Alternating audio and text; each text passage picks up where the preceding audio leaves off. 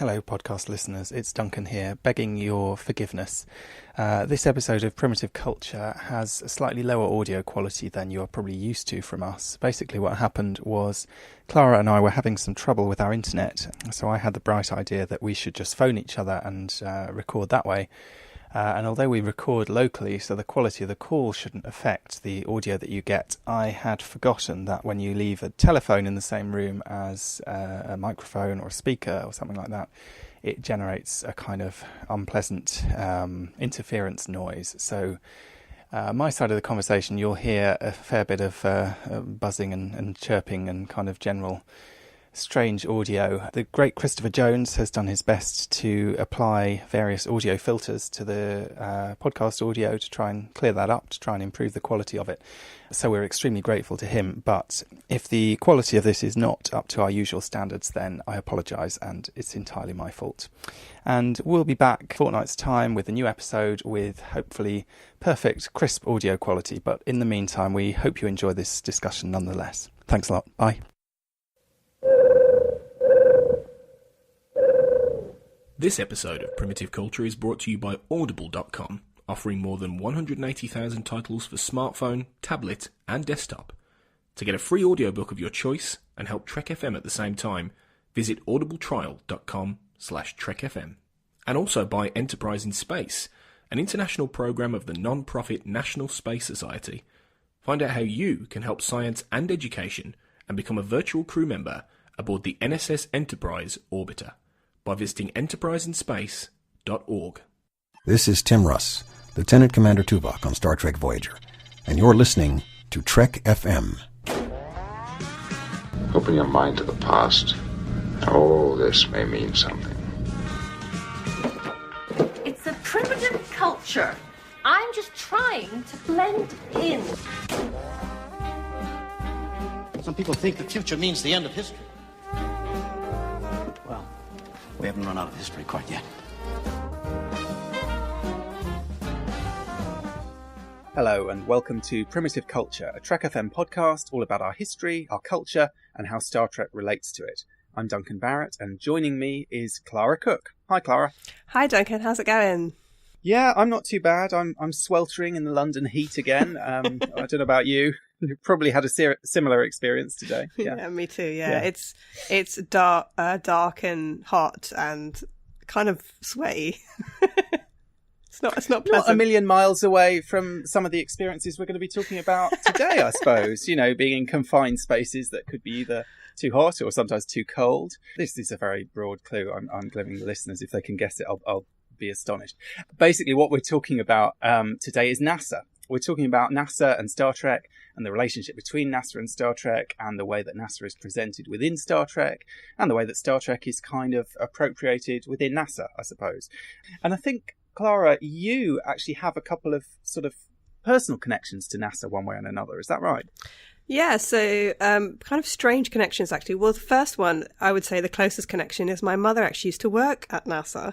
That's amazing. Yeah, and I find it really exciting. She relates it to me in a much more sort of completely chilled out, relaxed way, because I think for her it isn't as... It's distant history for her, really. But in the early 1970s, she actually worked at NASA. She didn't work in Houston in Texas. She worked in Washington. So they had like a branch of NASA there where they were doing a lot of the sort of mathematics and computer software work to actually launch people into space and launch probes into space. And she was working there as a writer and an editor, writing manuals for the computer software that was being used for the space program. So she's a writer. So yeah, so she wasn't actually creating the maths or the science that would get people into space, but she was writing the manuals for the computer software. And one of the reasons why this was such a big deal was because the computer that was actually generating, I guess, the information that was needed was a huge computer. She said it was like the size of a room. It was this massive, big, expensive thing. And it required so much software and so much sort of knowledge that she had to, basically the actual computer scientists had to write manuals for all the sort of mechanics of it. But they needed somebody to edit those and copyright them and make sure they made sense. So that's what she was doing.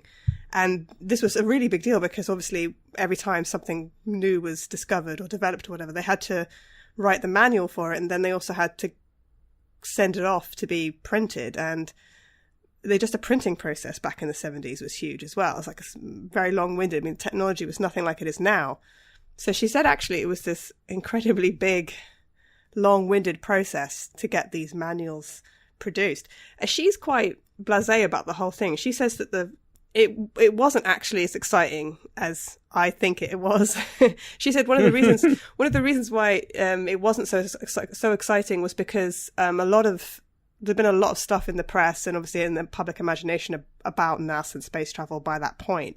So the biggest, most exciting thing that she remembers is that there was I think they sent a probe out to Jupiter or near Jupiter, and she remembers that they started getting some of the first clear pictures of Jupiter.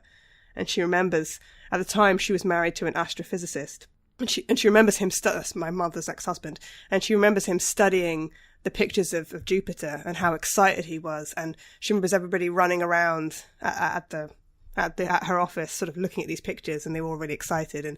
And they blew them up on a big screen up on the wall, and everybody could look at them. So she remembers that as being the most exciting thing that happened at NASA while she was there. Nothing like men in space or anything like that.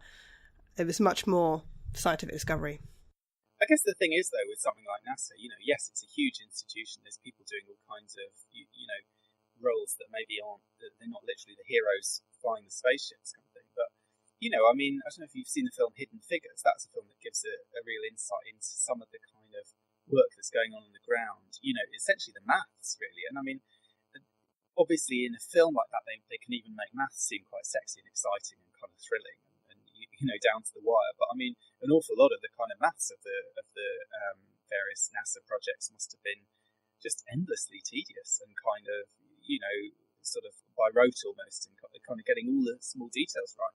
But, you have to get it all right or it doesn't work. And, the stakes are very high.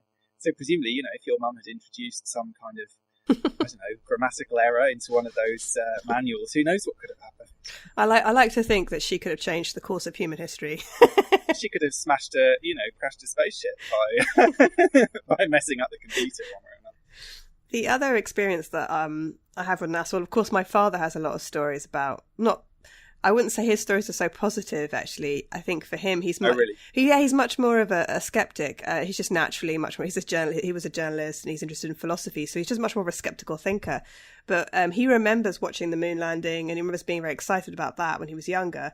But then he said, as the years went by, there were more and more sort of space endeavors, and there's more and more people like trying to get to the moon. And he said after a while, it became, he thinks, in the public consciousness, especially around the people that he was around, they became quite bored with it. So he remembers as kids that I guess the local authorities or NASA itself tried to get people excited by taking chunks of moon rock, touring all around different towns in America so people could see the moon rock.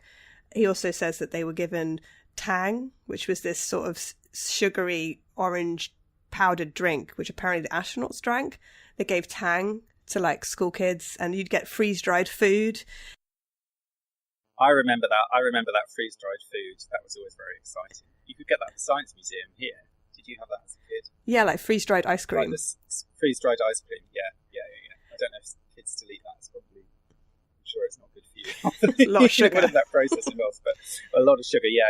But, So I think it was this idea of trying to promote NASA just as like a fun, exciting thing, giving this sort of stuff to children. But he said they would come to your school and they would give you it, and to try and keep people excited, because the American public's maybe attention was starting to wane slightly.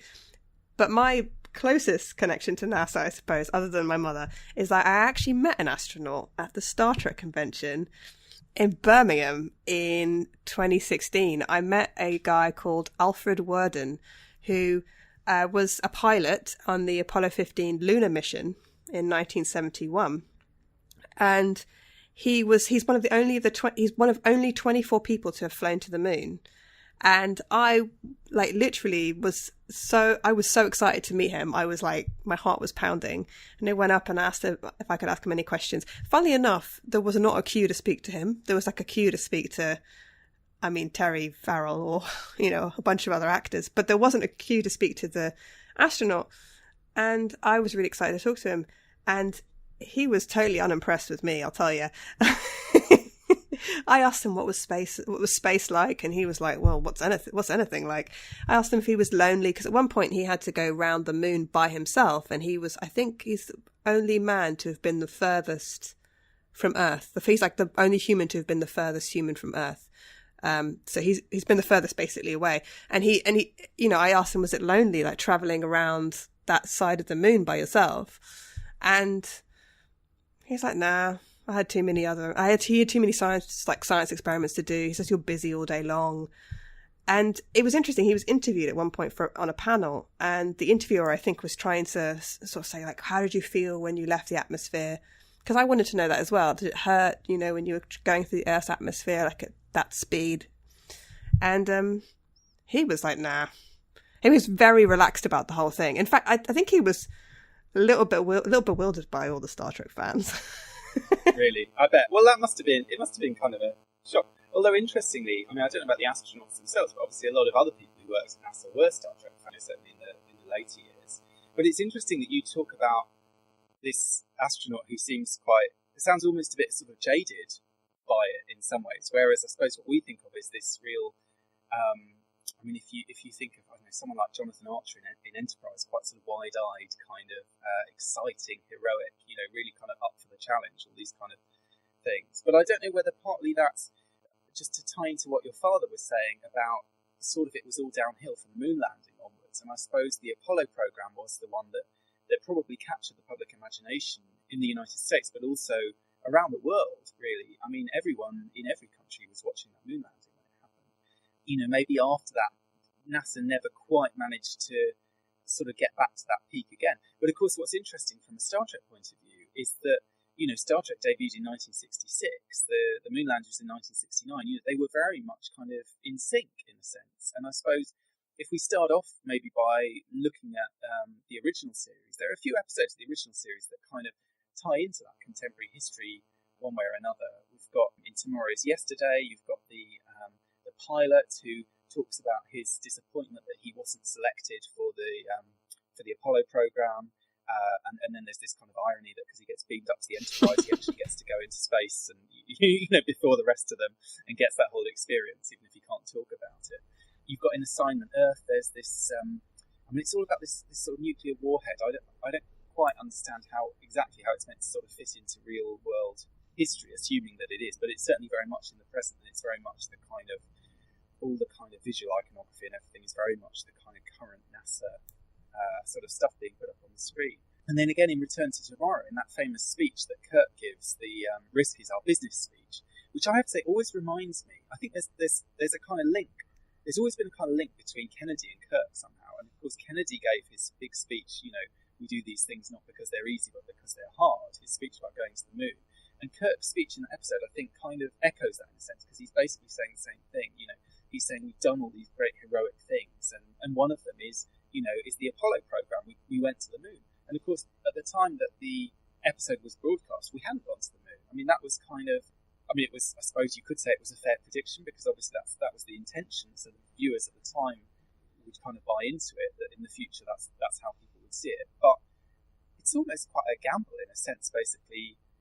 Writers putting dialogue in the voice of someone in the future, saying this great endeavour, which hasn't yet come to fruition, is going to be a great success. And kind of Star Trek there sort of, I don't know, almost nailing its colours to the mast and saying, yes, the Apollo program was a great success, even though it hasn't reached that. Yeah, I mean, whether it's intentional or not, and I think at that stage, I think it was at least had to be partly intentional.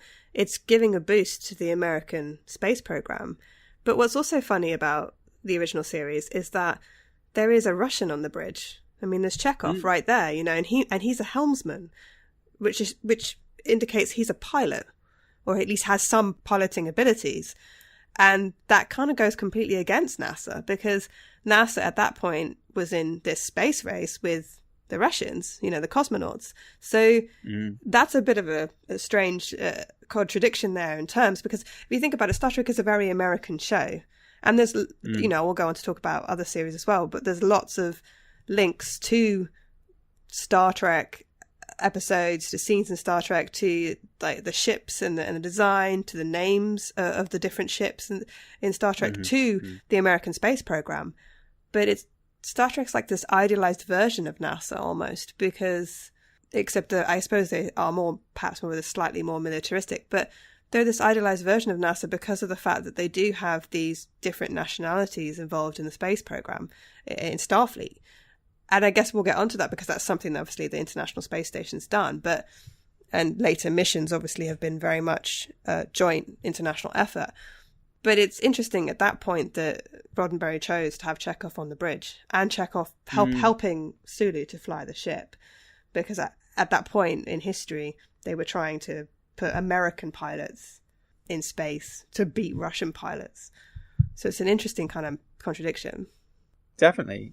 And I mean, I suppose as much as in later decades, NASA started, I mean, within the scope of Americans, they started having women going into space. They started having African-American astronauts and so on. If you look at those kind of the early period of NASA's missions, it's all, real kind of all American white guys. Do you know what I mean? There's a certain type, and it's quite a sort of specific. It is the kind of Jonathan Archer type. I mean, that is absolutely the kind of archetypal NASA astronaut in a sense. And in those early days, that is totally what you got in a sense. So you're right. It is interesting, that Star Trek could kind of combine this sort of an idealized version of NASA maybe in the future with this kind of UN in space and kind of, almost foreshadowing things like the International Space Station.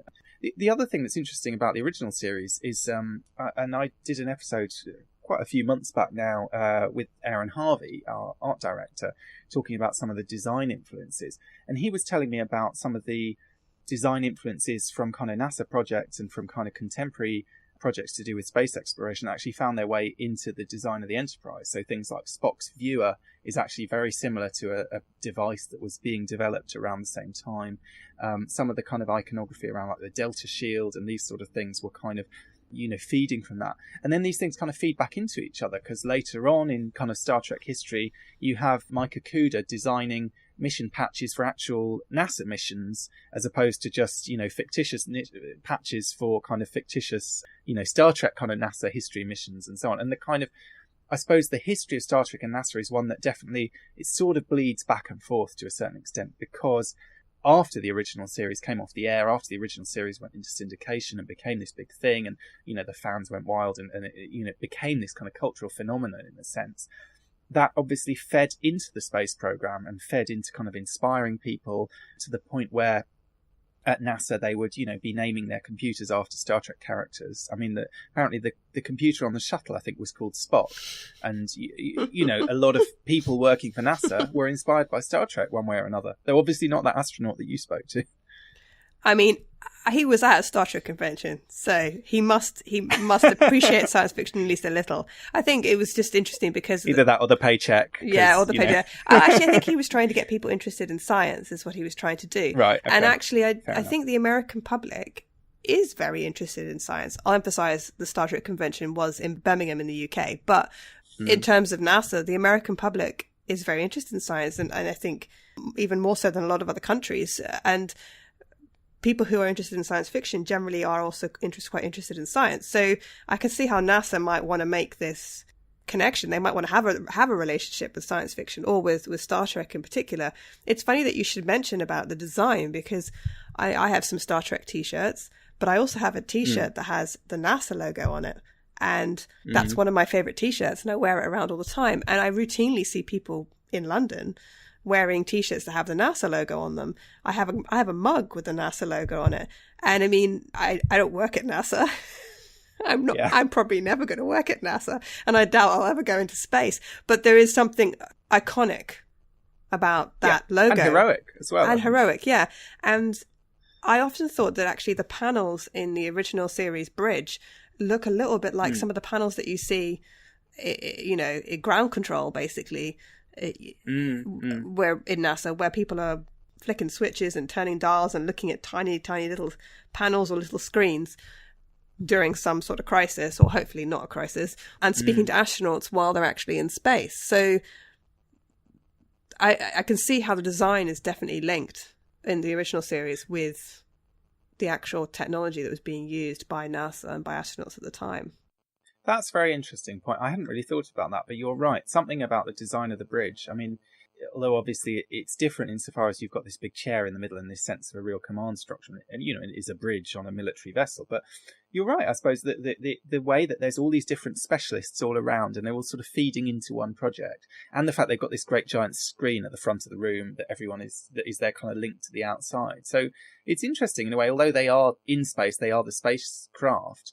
They're not like any spacecraft that we've ever built, which is quite cramped and quite kind of, people strapped into seats. If you think of Zephyr Cochrane in the Phoenix, that's the kind of model of like, what space travel is like if you're the one on the ship. But you're right, in a sense, the bridge of a Starfleet ship actually has much more in common sort of architecturally and so on with one of those kind of mission control rooms.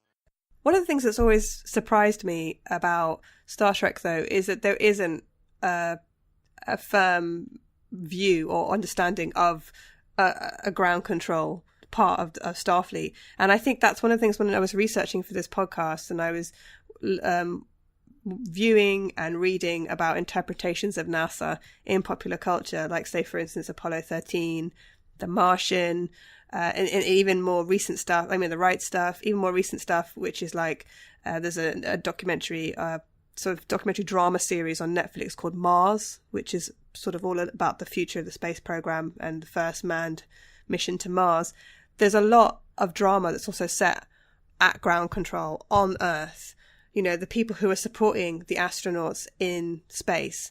And that's something you don't actually see in Star Trek. We're very much almost always on a ship or with the astronauts or with Starfleet, with the Starfleet officers and the actual ships.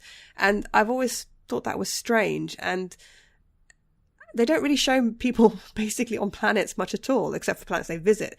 Why do you think they kind of didn't do that in the 60s? They didn't have like a Starfleet ground control kind of.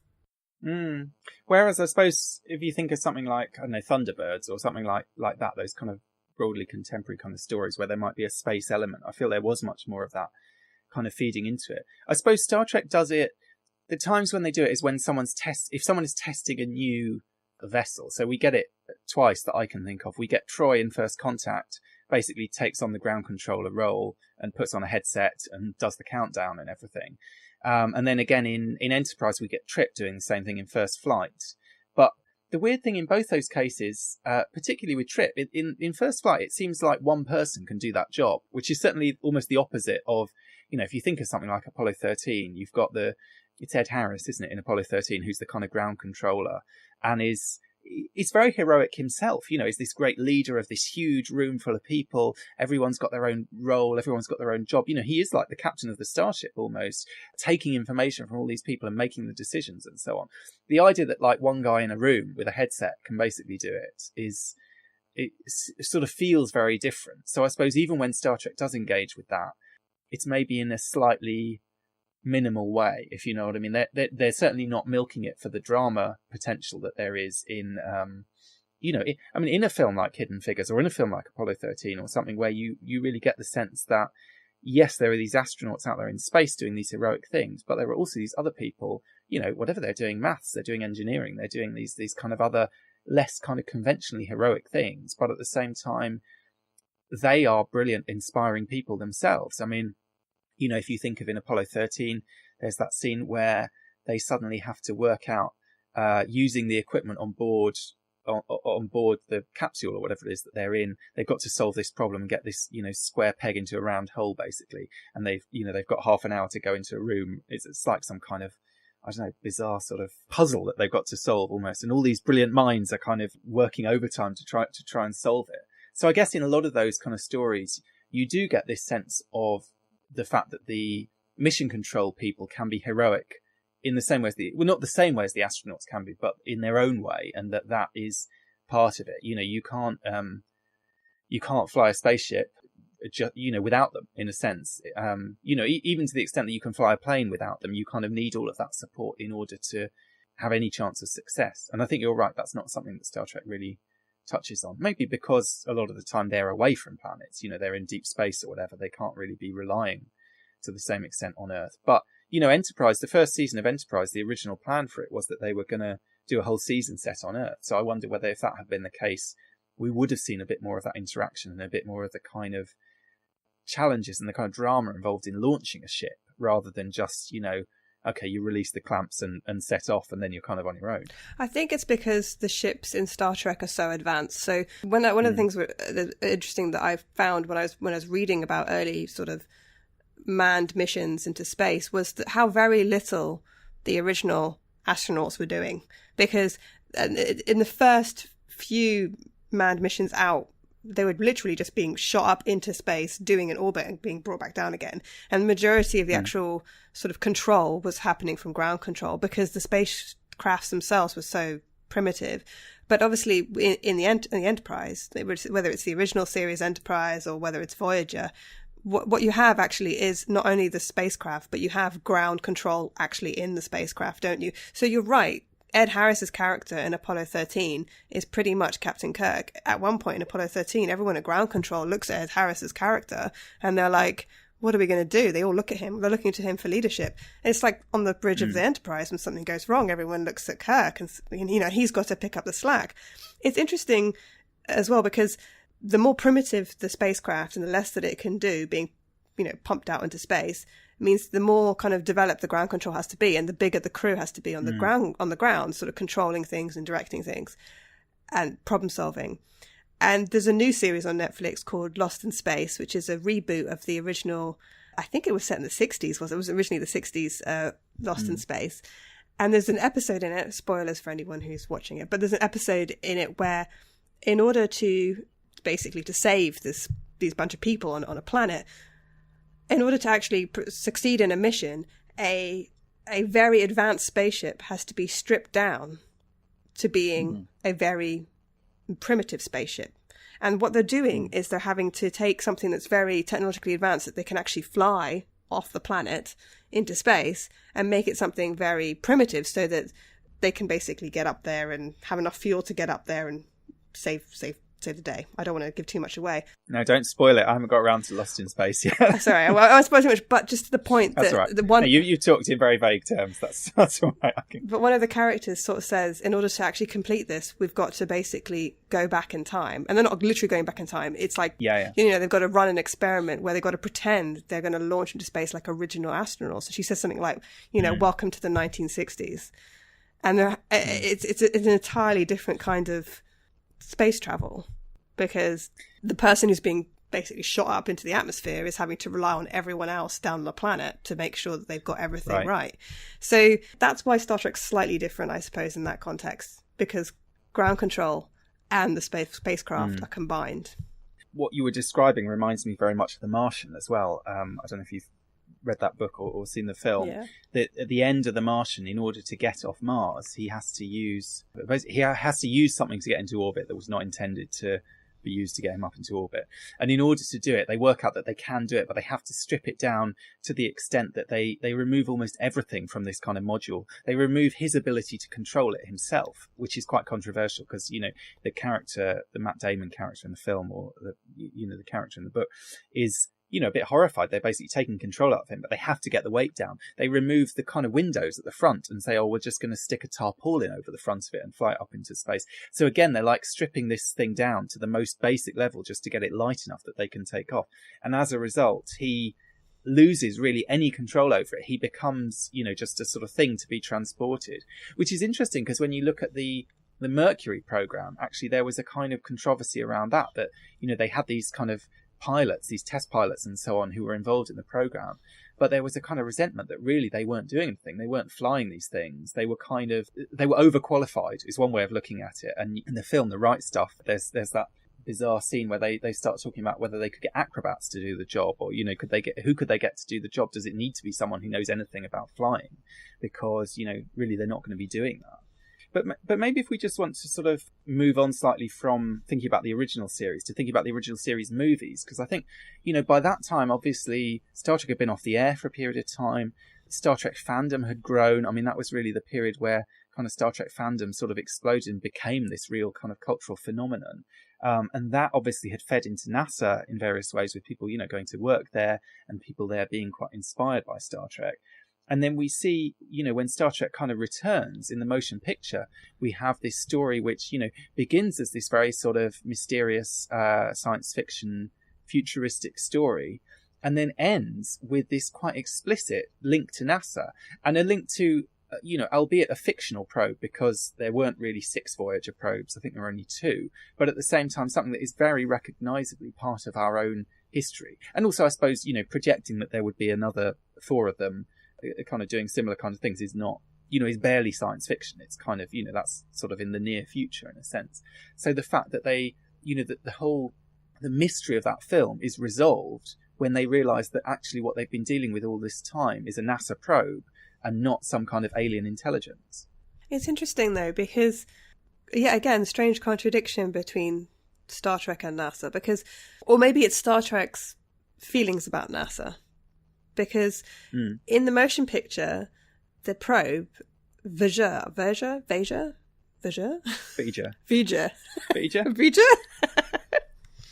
One of those. Voyager, let's call it Voyager. It actually is a destructive element. I mean, there's some sympathy and empathy obviously applied to it, because that's what Spock's kind of there in that position for, is to apply empathy to the probe. Like, we're supposed to sort of care. The probe has become intelligent and is looking for its origins. But it does kill people. It does destroy things. And similarly with the later episode of Voyager, which I know we'll talk about, there is a probe in Friendship 1, I believe it is. There's a probe, and Friendship 1 also wreaks destruction.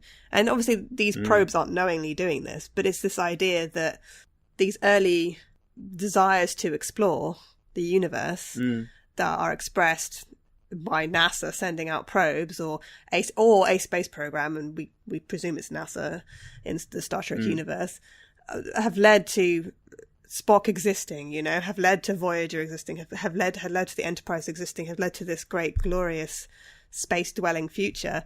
But they've also led to destruction and disaster as well. So, and there's a very interesting line that Janeway says at the end of Friendship 1. She says something like, exploration. I mean, I think Chakotay says something like exploration is a really, curiosity or exploration is something that's really, really desirable. It's really hard to, to resist. And she says something like, but no one should have, no one should have to die for it. Basically, no lives should be lost, whether it's millions or whether it's one. And at the end of that episode, somebody has died, and it's because they went and looked for this probe, and this whole world of people, the whole world's been destroyed, So I'm never sure what to think about that. Like the motion picture, I'm never sure if it's actually promoting NASA, if it's trying to encourage us to be curious, or if it's kind of a warning. And I've always been confused about that. Every single time I've watched it, I'm like, am I supposed to feel good about this probe? Am I supposed to feel good that NASA sent this probe out, many, many years ago? Because if they didn't, if NASA didn't continue doing this, and if First Contact hadn't happened and all that kind of thing, then you wouldn't have characters like Spock and Kirk, and you wouldn't have the Enterprise. But at the same time, there's been a lot of disasters as well. And you could say the same for NASA. Yeah. Every single time there's a disaster in space and people die, there's a renewed public interest in the space program. It's almost, it's a controversial thing to say, but it's almost one of the best things for NASA PR if something bad happens. Definitely. No, I think you can certainly make that argument. I mean, maybe that's something that we can come on to talk about in a little bit when we look at the shuttle program, for example, which is one of the big disasters, and maybe if we talk a little bit more about Apollo 13 and indeed Apollo 1. I'm just thinking in terms of these Voyager probes, though, I think you're right. Friendship 1 is absolutely another story about a Voyager probe. They can't call it a Voyager probe because they call the show Voyager, so they have to call it something else. But it's like, it's so obvious that that's what it's about. It's playing the classical music. It's spreading this kind of noble message of humanity reaching out to make friends. I suppose there is that sense, one of the anxieties that we sort of see in science fiction is that kind of noble impulse to reach out and make friends with aliens actually an error of judgment? Because what happens if the aliens that you make friends with, that you contact, get your message and decide to come and, are not particularly friendly? And I think it's interesting that we see those probes have absolutely captured the public imagination. It's not just in Star Trek. I mean, I'm thinking in the X-Files, for example, there was an episode in the early second season, I think. Maybe the premiere of the second season was all about this kind of the Voyager probes and the kind of material that was on them. The film Contact, I think, had quite a lot on that. There's something about the kind of the innocence of it somehow, the idea of sort of trying to represent our civilization, trying to kind of send something out there. Even if you think of the Inner Light, I suppose the Inner Light is almost a version of the same thing. I looked up on NASA's website the history of the Voyager probes. They were put together by a committee chaired by Carl Sagan, and they included 115 images, a variety of natural sounds made by surf, wind and thunder, birds, whales. So, who knows, that could lead into Star Trek 4 again. I mean, maybe that probe was in response to a Voyager probe as well. There's no end to the damage they've been doing. And then they added musical selections from different cultures and eras, spoken greetings from Earth people in 55 languages, and printed messages from President Carter and the UN Secretary General. I mean, there is this sort of definite sense with those probes of trying to represent the best of humanity somehow. It's a very Star Trek spirit that it's done in. Do you know what I mean? It's quite idealistic. It's quite it's reaching out the hand of friendship, as Zephyrin Cochrane says. And yet at the same time, as you say, what we see repeatedly are these stories in which that turns out to have been a terrible mistake, or it leads to kind of unforeseen consequences. I mean, I think in the Friendship 1 story, it's a bit unfair, really, that we get blamed for, this planet that has taken the technology to heart and screwed themselves over. And, I don't really think that's in any way, NASA's fault or whatever, that should happen. That clearly wasn't the intention behind it. So to me, that scene between Janeway and Chakotay is a little bit heavy-handed, a little bit kind of hard to swallow. But I think you're right from a kind of creative point of view. It's interesting that whenever we have a story about one of these probes, it's a story where the probe has caused untold horror, basically, inadvertently.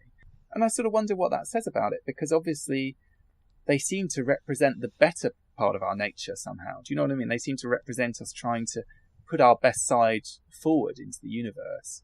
And what does it mean that then whenever we do that, what we get back is something awful? Well, it's kind of like Pandora's box, really, isn't it?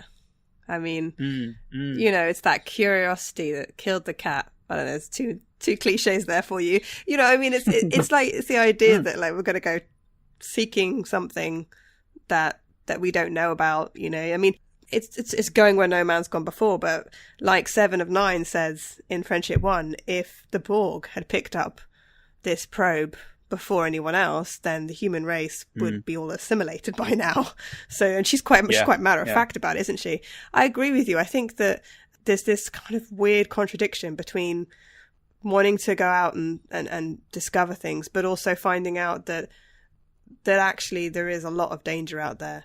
And that is something that does happen in some of these interpretations of NASA, that actually space is not made for human life. I mean, there is no planet in our solar system or nearby to us that can support human life like Earth can. I did actually go see an astronaut speak a few years ago at a science centre in London. It was an astronaut called Mike Massimino.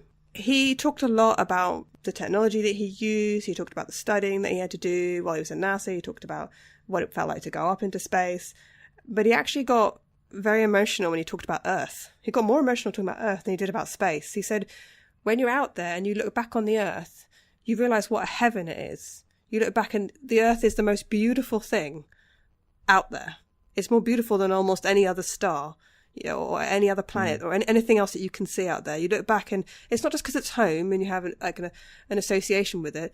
It's because it is so perfectly designed to support us and because it is truly unique.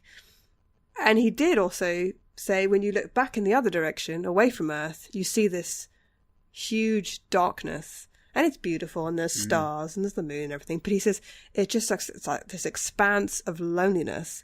And it's hard to believe there is anything else out there. Nobody asked him if he thought there were aliens. No one asked him that. But, I mean, I think a lot of people who do work in science and in the space programs around the world probably do actually think that there is intelligent life out there somewhere. But it's quite possible it's very, very, very far away and very, very different from what we imagine it would be. So there's this idea that if you send a probe out there, and, like the idea that somebody's going to pick it up and listen to Vivaldi and look at pictures of, anatomical pictures of men and women and then sort of somehow digest the information and come and shake hands with us, it's probably quite unlikely. Not in that way anyway. So I can see how people, although they're excited about it, there is this kind of like idea that perhaps maybe where is the scientific gain in it compared to a lot of the other scientific work that NASA does, like a lot of the other tests that they do in space, you know, a lot of the things that where they try and find out to see if they can grow plants in space and the different kind of materials, you know, spacewalks, that kind of thing. A lot of the science that NASA does that isn't as engaging to the public as searching for aliens or landing on Mars or landing on the moon. Sure. You know, so but to keep the public engaged and to keep them excited, do you have to have these big goals? And that's absolutely a big part of it. I mean, I would say with these probes, there's something, they almost remind me of a time capsule. You know, if you make a time capsule and you sort of put all these precious things in, you try to represent yourself to the future and so on. And the idea behind the time capsule is always that, you know, in 50 years or 100 years or whenever it is that you're supposed to open the capsule, it's going to provide some kind of valuable record to the historians of the future looking back who, you know, who kind of weren't expecting that.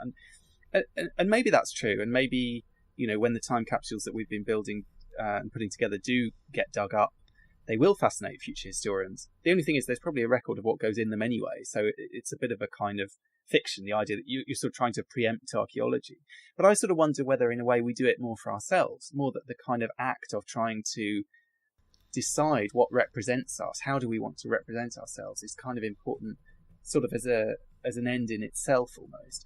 And I suppose it ties into very much in some ways what you were saying, what this astronaut was saying, you know, going into space, having this kind of epiphany about the Earth, the beauty of the Earth, having this sense of how precious it is in that kind of void of space. And, you know, we're familiar with that. We're familiar with the idea of the Earthrise experience, basically. Captain Picard talks about it in Insurrection. He says it was the moment in his life that was a perfect moment in time, was when he first saw the Earth from outer space. And, you know, we've seen the pictures that are taken. I think it was the Apollo 8 mission. It was before they landed on the moon, but it was when they were kind of orbiting the moon. And so you have the moon in the foreground and the Earth in the background. And just the power of getting that perspective on the Earth where you're seeing it absolutely, you know, not just from space, but from another heavenly body, you know, from the outside, and being able to look back on it and really put into perspective, you know, the kind of the wars and the conflict and the kind of day-to-day troubles and struggles of human life and get a sort of different perspective on it.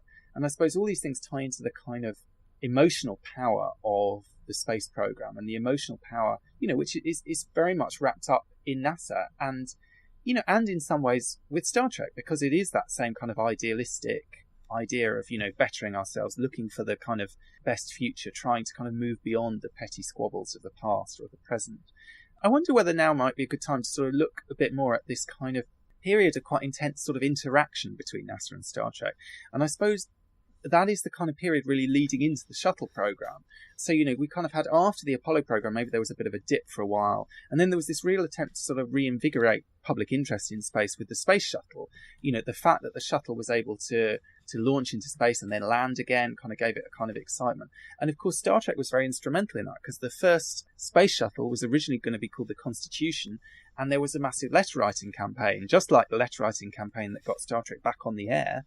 There was a massive letter writing campaign to rename the space shuttle and call it the Enterprise. And so it was named the Enterprise. And apparently when it was wheeled out for its kind of first public appearance, they were playing the original series theme tune. And, you know, you've seen those photos with the cast of the original series all there for this kind of event.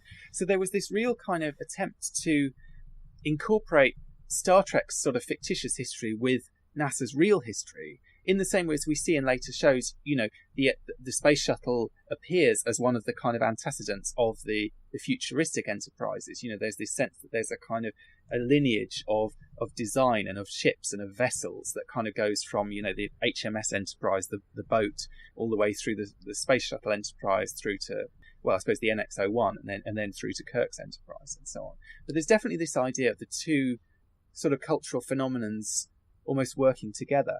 And it's what Constance Penley, in her book NASA Trek, calls NASA Trek.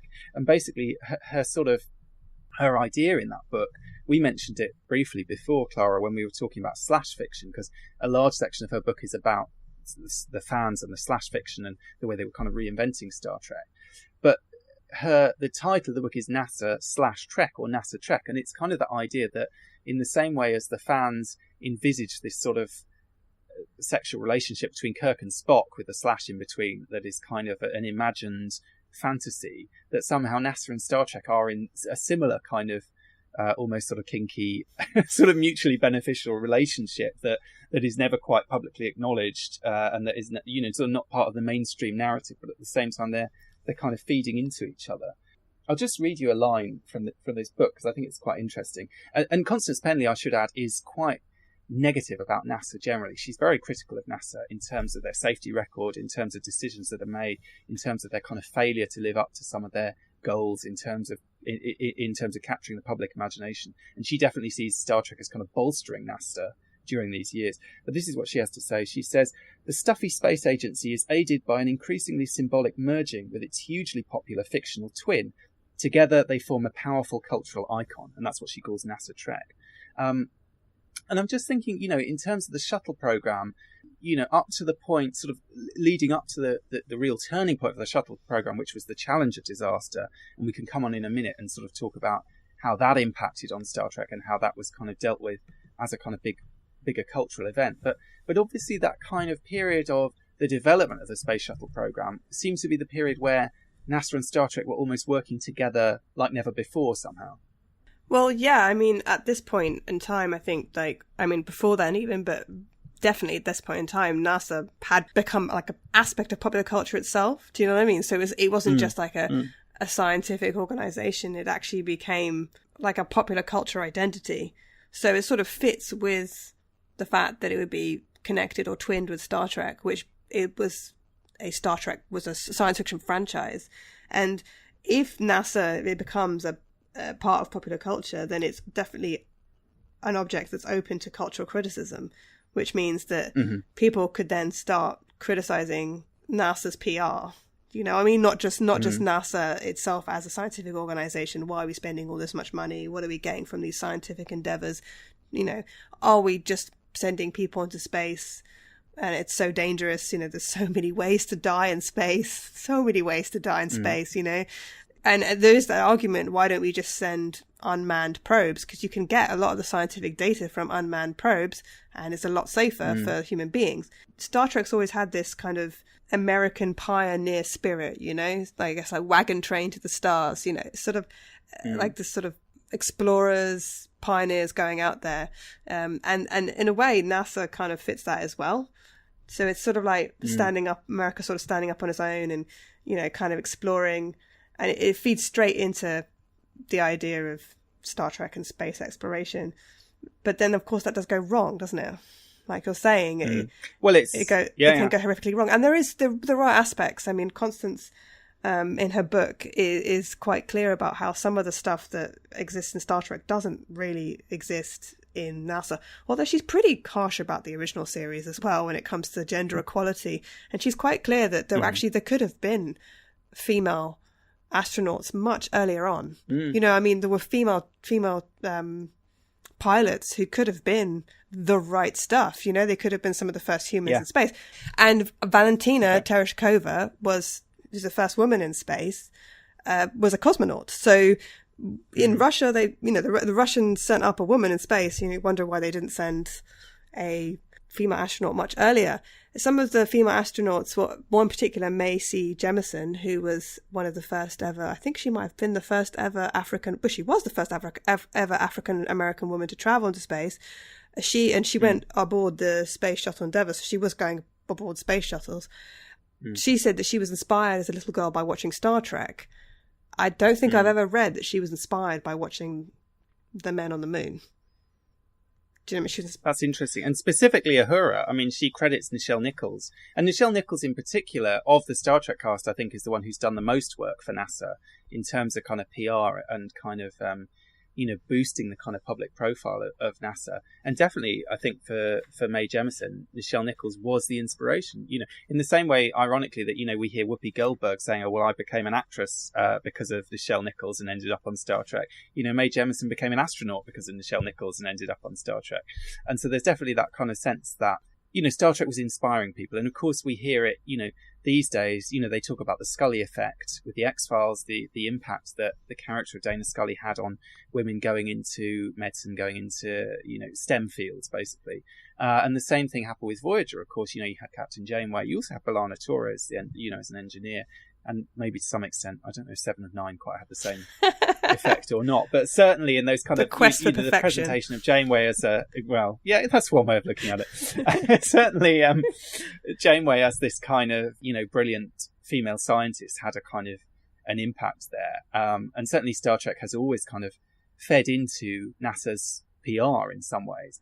But it's interesting thinking about the shuttle program and maybe moving on to talk about the Challenger disaster, because the whole story of Challenger was a story of PR, good PR, bad PR, sort of crisis management PR. I mean, quite aside from the kind of awful story of what actually happened, there's the whole story about how it's kind of spun.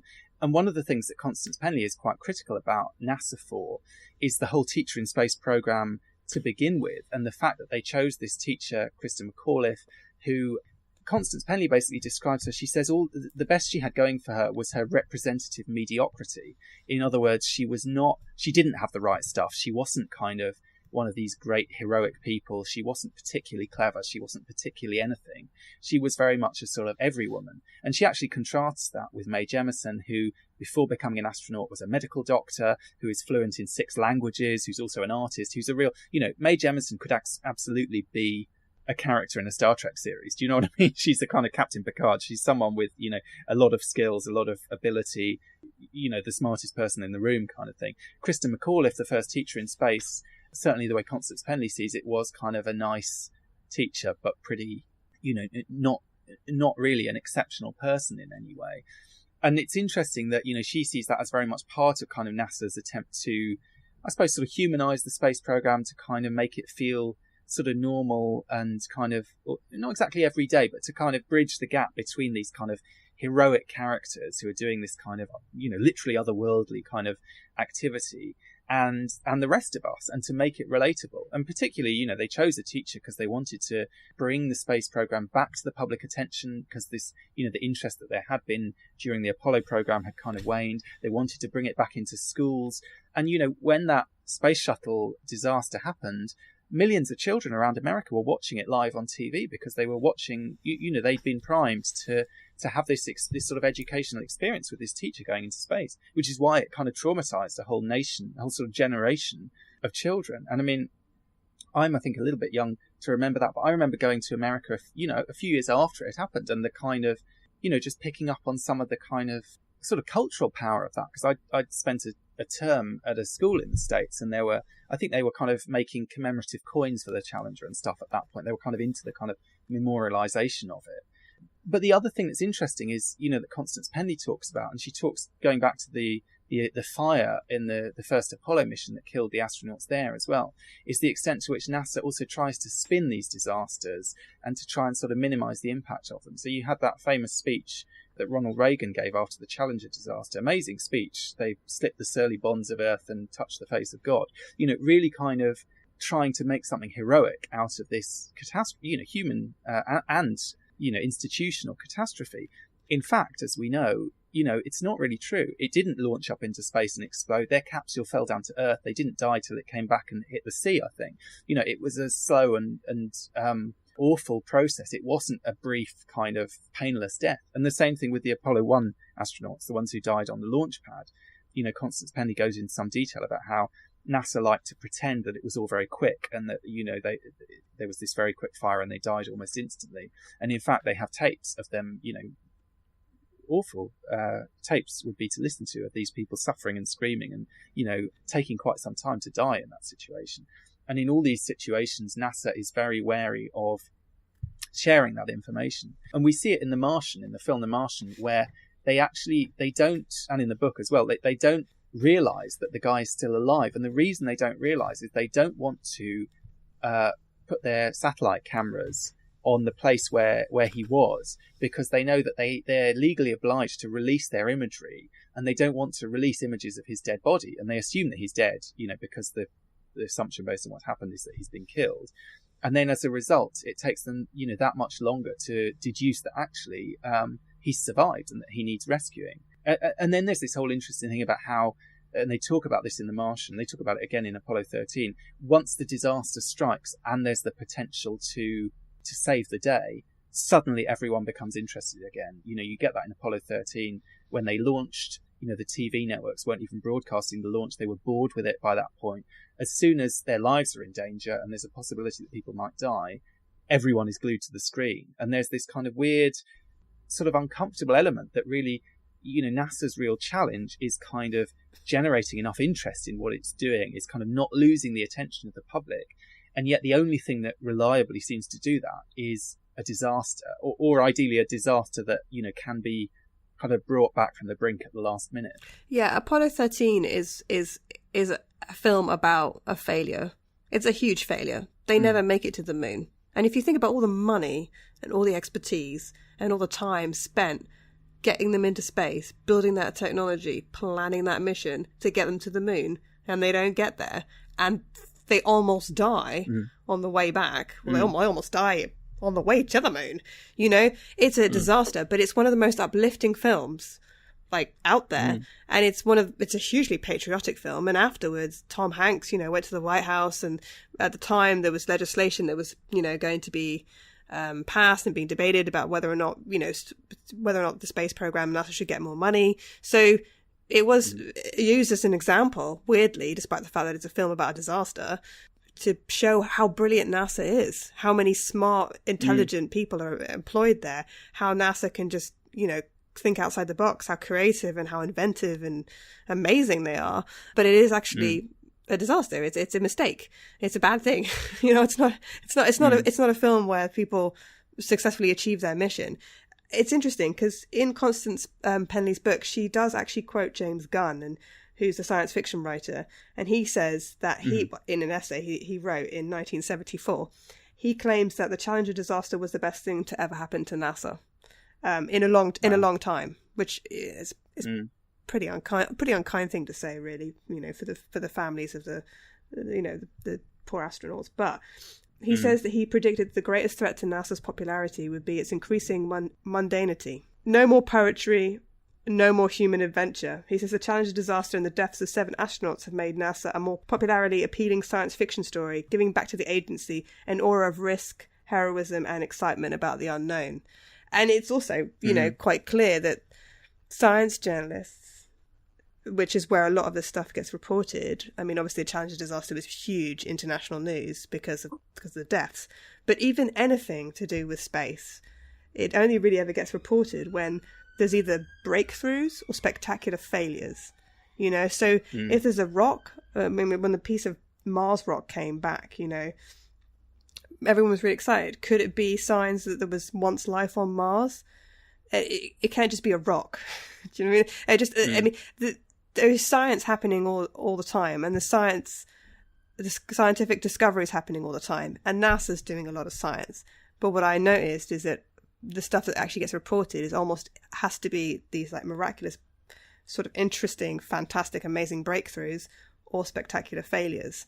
So in a way, James Gunn is kind of right. The idea that just going to put people in a shuttle, they're going to send them out into space, it becomes almost quite routine, There's no risk about it, no heroism, it becomes quite mundane.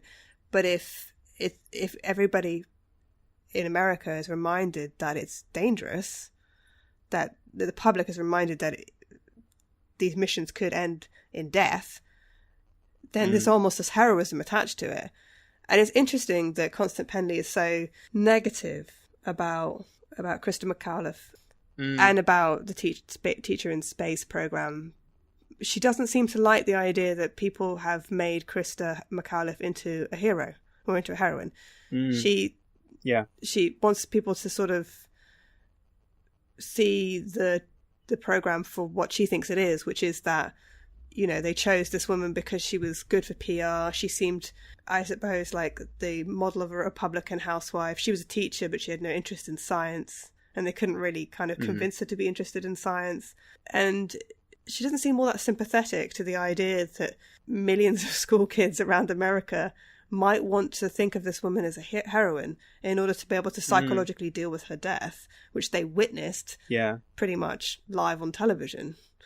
And I don't know, there is something about mythologizing the past. Maybe that's the way human beings deal with things. I think it's especially the way the American public deals with things, is mythologizing terrible disasters, turning something that is actually maybe just a tragic accident, and or in the case of Challenger disaster, I suppose there was negligence as well, but tragic accident or some sort of strike of fate, or something that was a disaster because of negligence or mistakes, but turning it into something heroic because it makes it more psychologically easier to deal with. And I think that in a way that's NASA's definitely probably exploited that. I mean, they had that big memorial, didn't they, to all the people who died, all the astronauts who died, but also anybody who may have died in the process of, I think it's anyone who's died in the process of trying to get to space. So, maybe test pilots who've died. Sure. And stuff like that. And there's an aspect of like remembering the dead, but there's also this aspect of making this endeavour to get into space a heroic one, even though sometimes we question why we're actually doing it. Yeah, and absolutely questioning why we're doing it is the real challenge that NASA has faced throughout its history, I suppose. I think it's interesting. I guess there's two sides to it. There's the kind of clawing back victory from the jaws of defeat kind of narrative of Apollo 13, something like Apollo 13, or, in a historical context, for us, Dunkirk, it's the same thing, basically. It's potentially a massive disaster.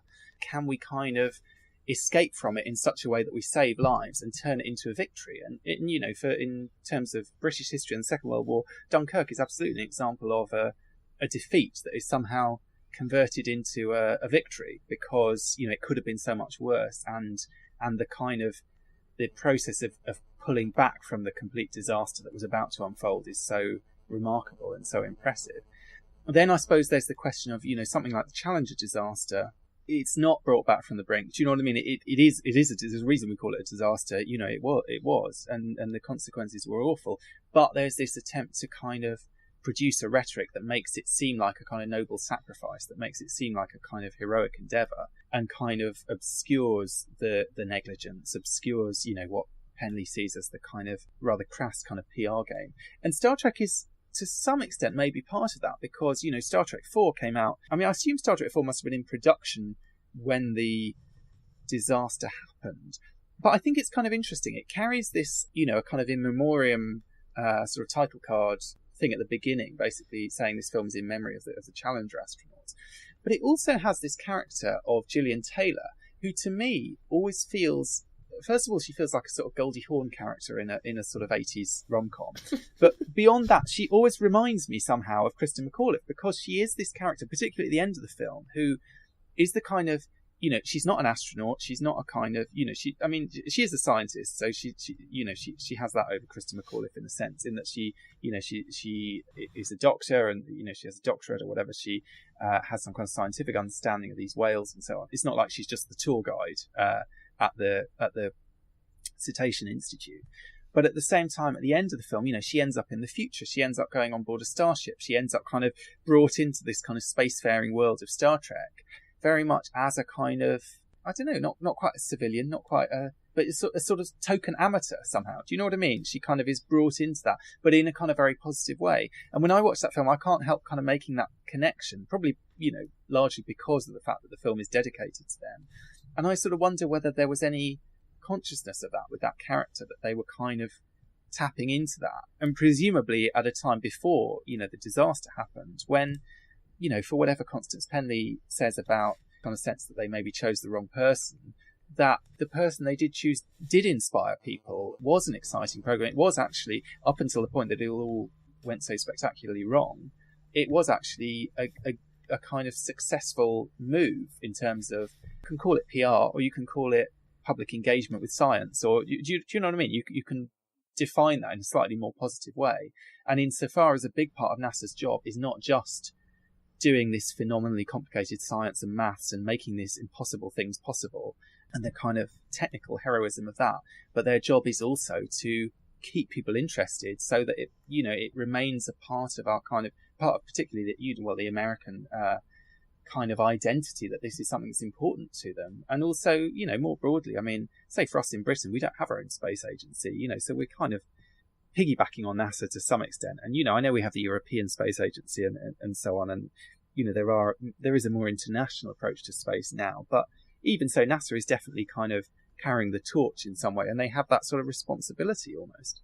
Yeah, and I mean, I think Constance Penley as well is also a little bit too harsh, to be honest. I think the thing is, any real benefits to humanity being in space, right, will only be felt long after we're dead.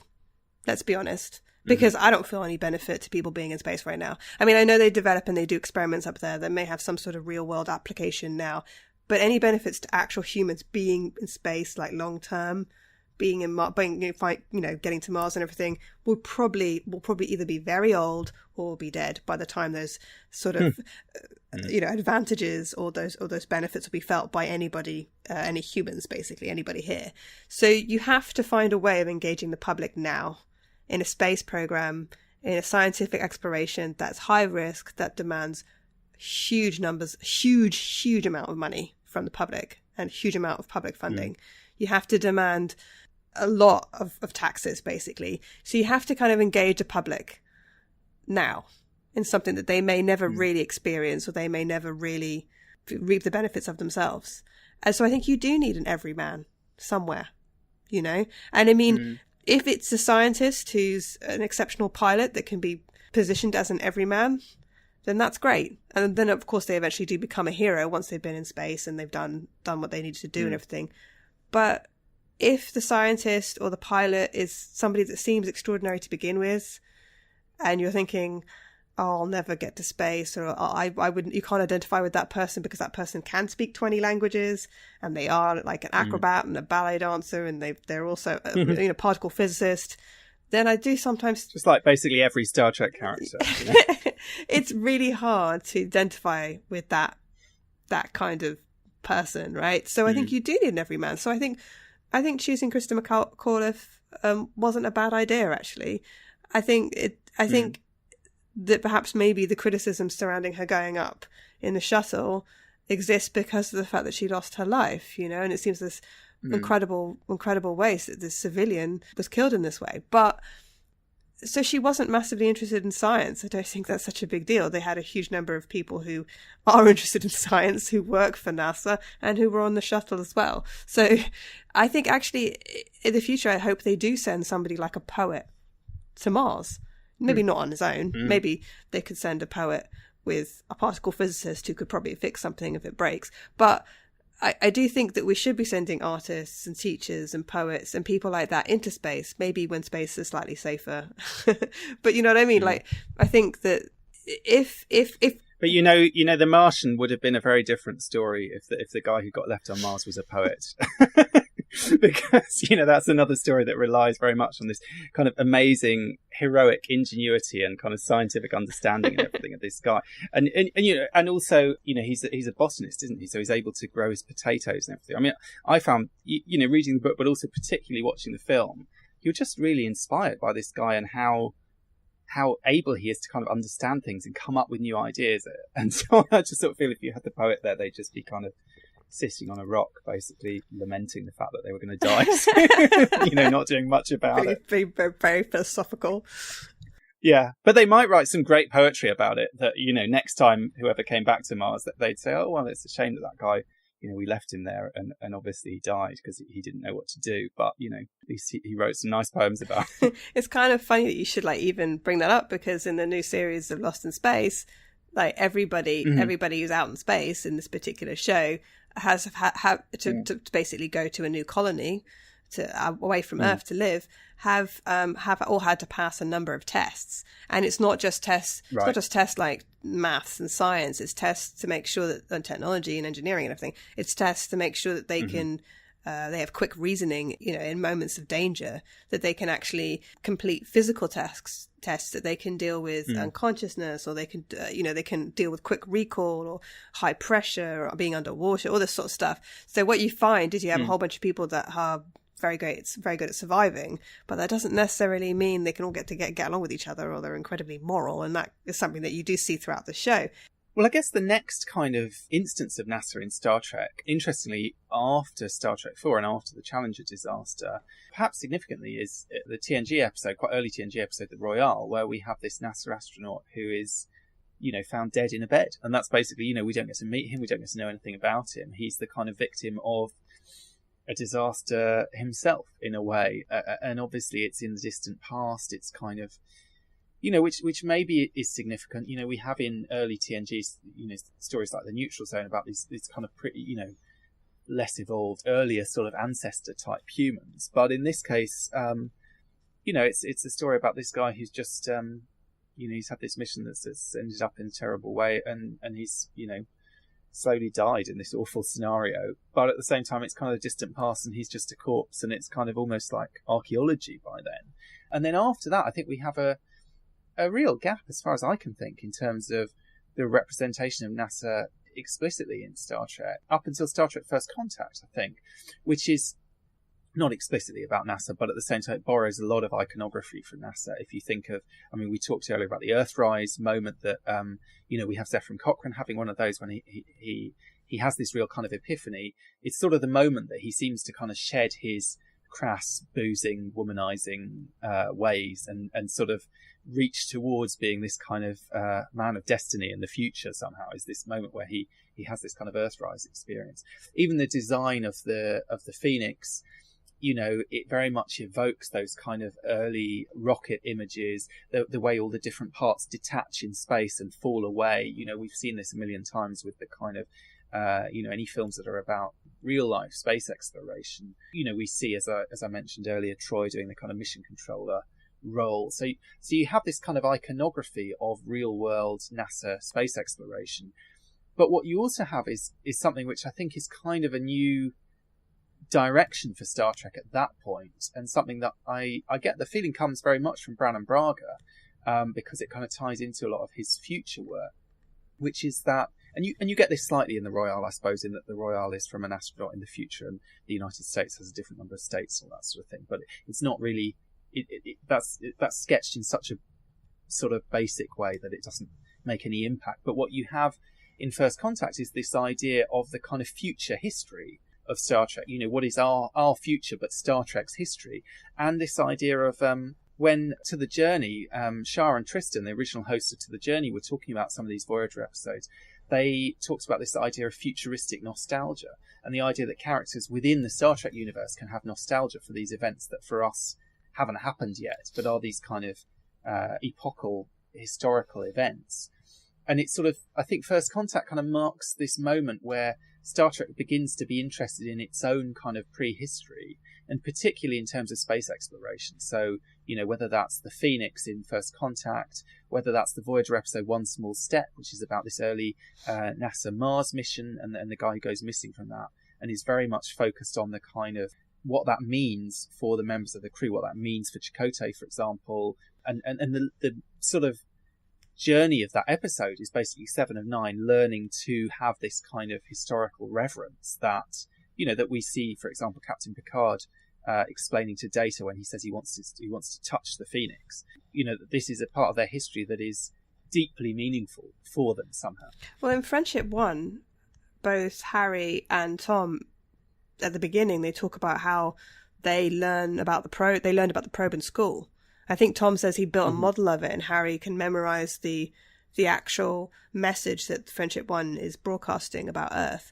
So it's this idea that there's whole generations of Starfleet officers who, when they were in, I guess, primary school or they were like preschool, whatever, were learning all about the early space travel, which isn't actually our space travel. So it's not, like you were saying, it's not our space history. It's the space history of Star Trek, which is supposed to be our space history, like 100 years from now or whatever it is. So I thought that was really interesting, the idea that everybody immediately knows what Friendship 1 is. And what's interesting as well is that this really struck me as strange, is that Voyager has been lost for 7 years and they're making their way home, right? But it's still going to take a long time to get home. But Starfleet still thinks Friendship 1 is so important that it's going to send Voyager off on a mission to look for it. And I'm like, why would you do that? Let them come home. But it's because it's a part of Star Trek history, isn't it? So, for Starfleet, this is like early space exploration history, and they they want the data, or I guess they want the actual probe itself. So that is a strange experience, I think, to watch on television, because it makes you feel nostalgic as the viewer, and you're like, hang on, I'm nostalgic about something that's hasn't happened, and I mean, it's a fictional world, so it's never going to happen, but you almost feel a little bit like it might, because it's like every year this First Contact Day, right, which is the day that the Vulcans come and make contact with humans. And I see countless jokes on the internet. People tweet, happy First Contact Day, and people post pictures of like a Vulcan up on on the social media, and I hear countless jokes. Only 54 years to go, or whatever. Countless jokes about how the Vulcans are flying up overhead now, and they basically have taken a look at Earth and realised that we're not advanced enough yet. And people are like, oh, can't they come down and sort of sort out the international politics or whatever, the climate or whatever, all the problems that we have down here. Beam up Trump. Solve climate change. But so it's almost like we all kind of believe it, but we know we don't believe it because it's not true.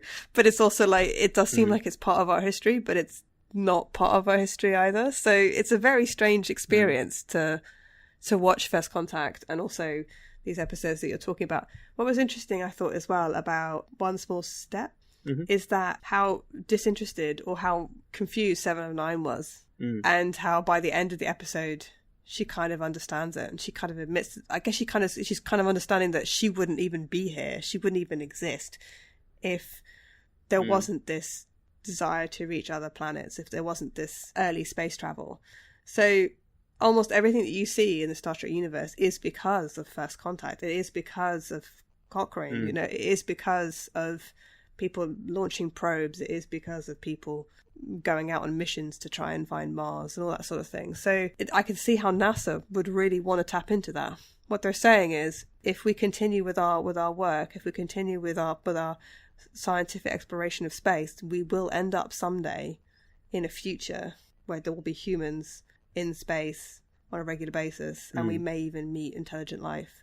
And that is what captures the public imagination, and what captures the public's imagination is what captures their support, and what captures their support is what politicians listen to, and then that's what politicians then vote on, where to spend the funding and where to spend the money, and they fund scientific projects, which is strange, because you'd think you should fund scientific projects purely for scientific reasons, and I'm sure they do that as well. But if the public's engaged, it's like icing on the cake. So the more people watch Star Trek, and the more people love science fiction, and the more NASA can associate itself with science fiction, the more engagement and also the more support they have, and the longer it is that they will have the ability to go out and do their scientific study and exploration in space. There's a series on Netflix called Mars, which I would really recommend. It's really interesting, and it's produced by Ron Howard, who was the man who directed Apollo 13. And it's a strange series because it's part drama but also part documentary, and it has a lot of talking heads who are actual scientists, and also interviews with astronauts, and it has a whole lot of information about NASA in it. But it's actually a fictional drama set in the future where people have landed on Mars, and there's some bad things that go wrong in the mission as well as some good things, but it's clear it's very entertaining, but it does also feel like a PR exercise to design to get people interested in the idea of going to Mars. Like, that's the next big thing, let's try and get there, and NASA's trying to get people geared up to be interested in it, but we're just still too far away for it to happen tomorrow. So people are also not interested enough, because the public has a very short attention span when it comes to, what's the newest thing. So we'll see what happens. And maybe that's one reason as well why in these Star Trek episodes we need to see our heroic future Star Trek characters really interested in this kind of what is our history and what is their history and what is our future potentially. Because the weird thing is they react like fans. People talk about Star Trek fans being obsessive. I mean, Captain Picard wanting to touch the Phoenix. We've got, like you say, Tom and Harry who know this history like the back of their hands. We've got in One Small Step, Chakotay, who is so obsessed with this Mars mission and the history of it. This is another episode where Chakotay develops, for the purposes of a single episode, some kind of all-consuming passion for a particular thing because they can't think what else to do with his character. But in some ways, I sort of felt like watching One Small Step this week, I had more sympathy with 7 of 9 because Chakotay actually behaves really irresponsibly. He's so obsessed with getting his hands on this capsule and sort of finding out more about this bit of history. He actually disobeys Janeway's orders. He puts them all in danger. You know, as 7 of 9 says, basically, you've probably got us killed, essentially, for this bit of history. I mean, he's kind of almost sort of fetishized this historical object to such an extent that he's obsessed with it to an unhealthy degree, almost. And of course, you know, it being a Voyager episode, it all kind of works out, and they all survive it, and 7 has a learning experience and sort of understands the importance of history and the importance of, you know, nostalgia and all these kind of things. You don't sound impressed. Actually, I felt like, well, I just sort of thought like Chakotay's fandom in this episode leads in a slightly dangerous direction. I'm not that sure about it. But I think more broadly, you know, what you're saying is this idea of, you know, saying, okay, so what NASA is doing now in the real world is going to lead to the Star Trek future. And I suppose, you know, when Constance Penley was looking at it, they were these two things that were kind of smashed together with this slash in the middle. They were very separate. Almost what this sort of later Star Trek is doing, and particularly this kind of, we might say this kind of Braga Star Trek, is bridging that gap, is building that continuity. And in the same way as, you know, you see on those kind of like the wall of the observation lounge with the different ships called Enterprise, there's a continuity, there's a line there. That reaches its kind of most striking manifestation in a way in Enterprise. In the, you know, if you think of the credit sequence of Enterprise, you start with the kind of earliest explorers on Earth, and you go through all these kind of images. You know, you have the Wright brothers, but you've also got largely images of NASA. I mean, I'd say probably at least half of that title sequence is NASA or NASA-related imagery, very much sort of staking a claim that this is a show almost about the future of NASA.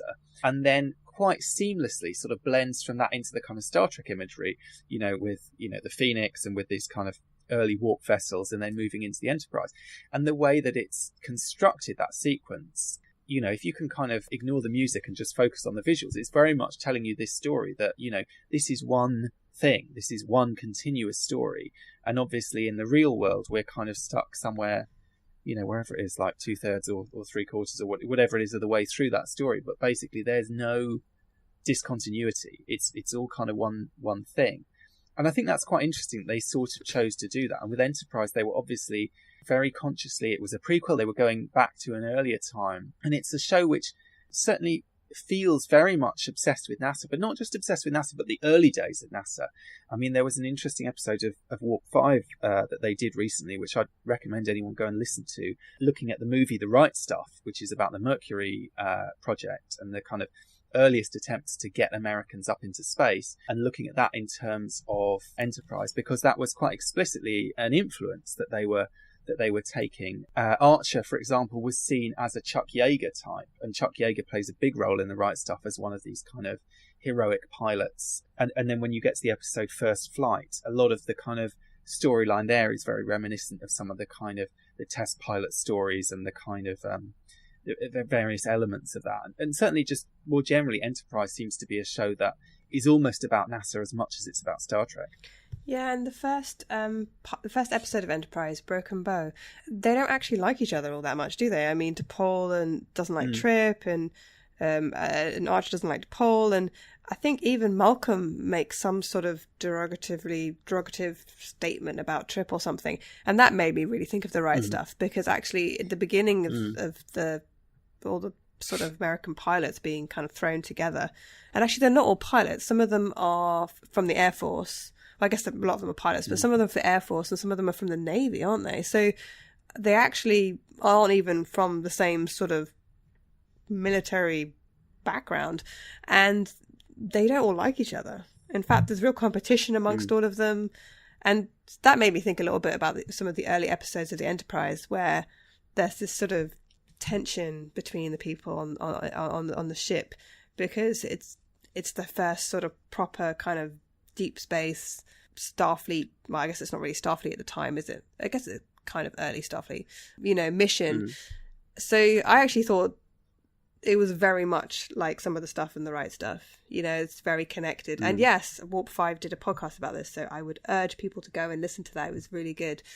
One of the things that you were talking about, trying to make it out that sort of NASA trying to sort of link to this fact that the future might be, we might have a space-dwelling public, you know, like in Star Trek. We might actually have people on planets, other planets. We might have people on space stations and stuff if we continue to explore space and try and get there safely now.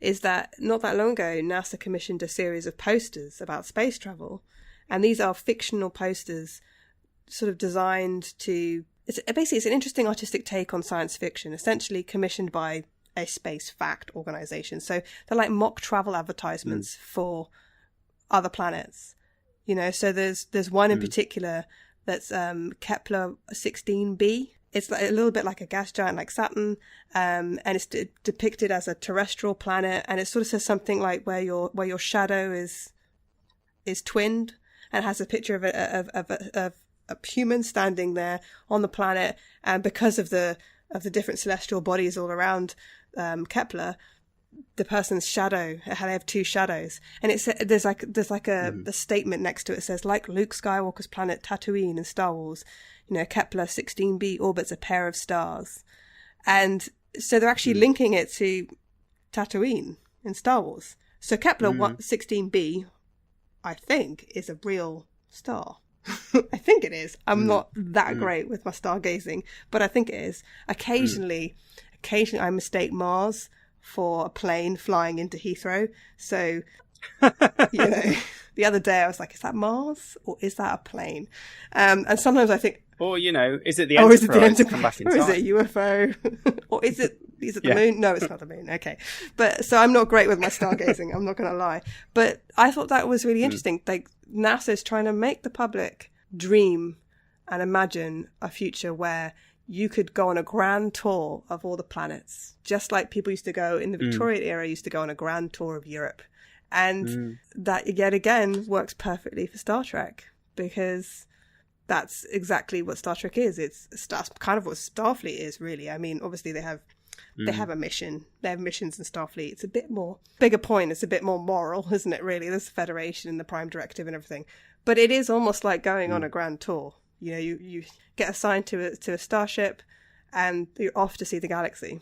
And it's interesting that it's connected to, I mean, just looking at the development of Enterprise, one of the things, if you look at the interviews, say, with Rick Berman around the time that show was first premiering, there was very much this kind of conscious idea of trying to get away from what they'd been doing with Deep Space Nine and Voyager. And basically what Rick Berman said was that he felt that with both Deep Space Nine and Voyager, you had a situation where you had a captain and a crew to some extent who were in a situation not of their choosing. So, you know, Deep Space Nine literally opened with, you know, he was a commander, with Sisko being sent somewhere that he didn't want to be. Voyager began with Janeway being sent somewhere she didn't want to be, the Delta Quadrant. And yes, their feelings changed in various ways over time.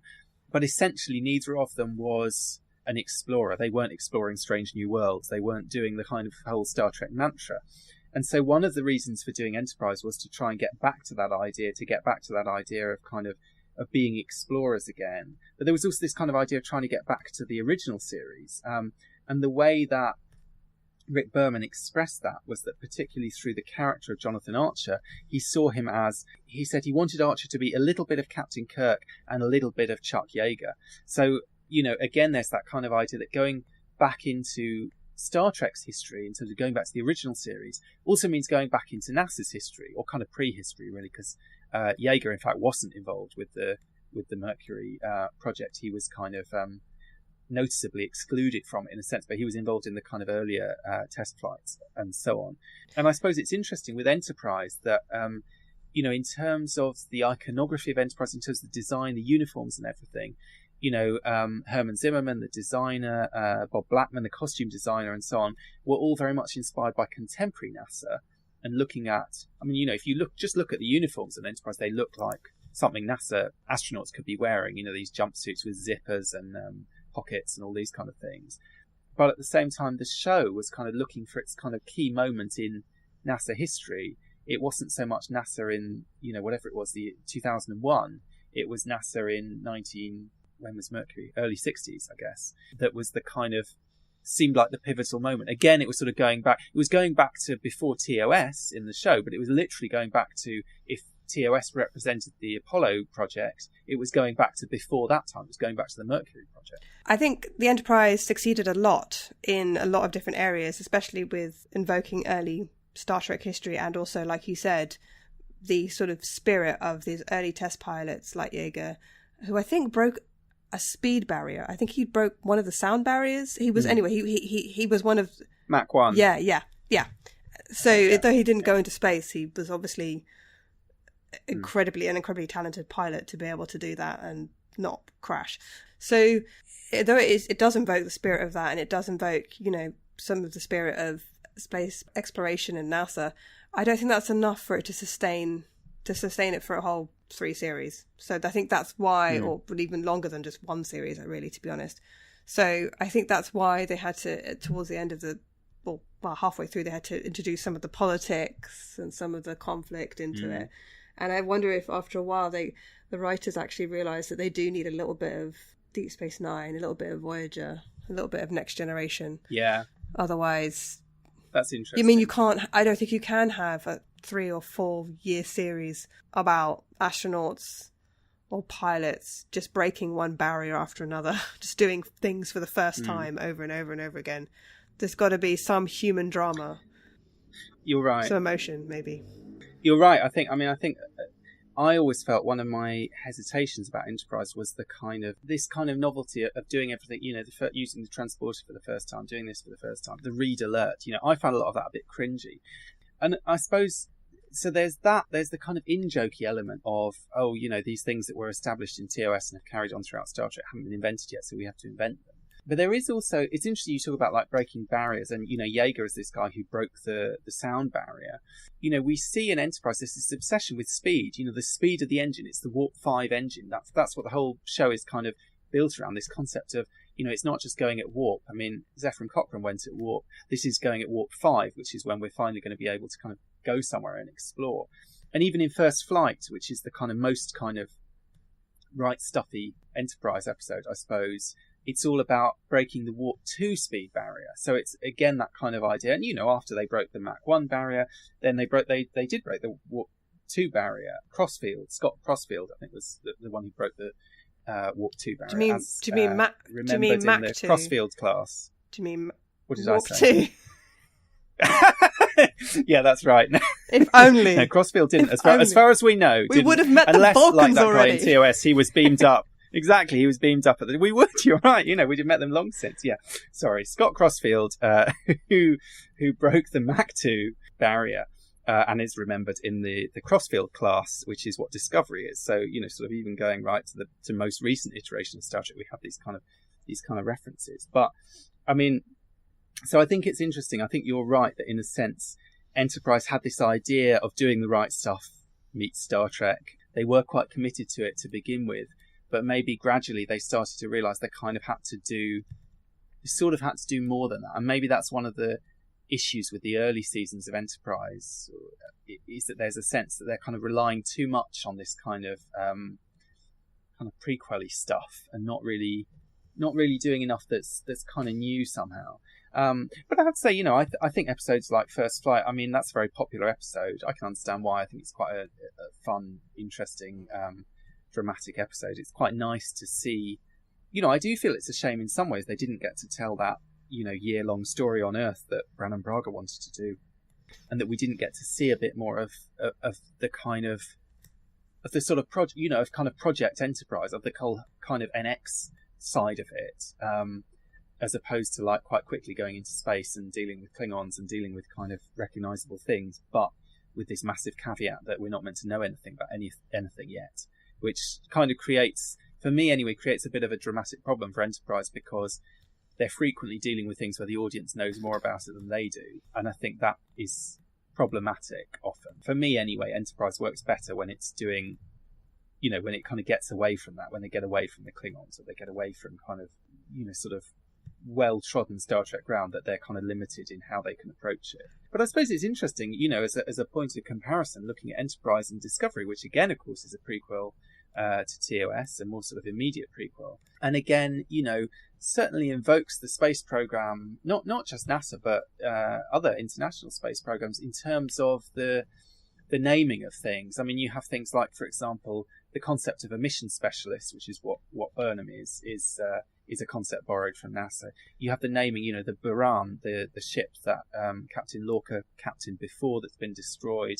The Buran is what is it? It's something to do with the Soviet space program. So there's a cosmonaut thing that's being referenced there. The Shenzhou is the name of the Chinese space program's capsules. So they're kind of continuing this idea of sort of borrowing from real world space exploration, at least to feed into the kind of naming of things. And of course, Discovery, Discovery is named after one of the shuttles. I mean, I remember when they had that reveal and they were going to decide what the show was going to be called. I was thinking it's going to be one of the other space shuttles. It can't be Enterprise, obviously, because we know it can't be Enterprise, but they're going to go with one of the other shuttle names. And they didn't go with Challenger. Maybe that would have been too difficult. They went with Discovery, and and sure enough, that turned out to be the case. So I suppose in Discovery, it seems to me there's definitely this kind of real world spacey background there. But I'm kind of curious. I mean, what do you think?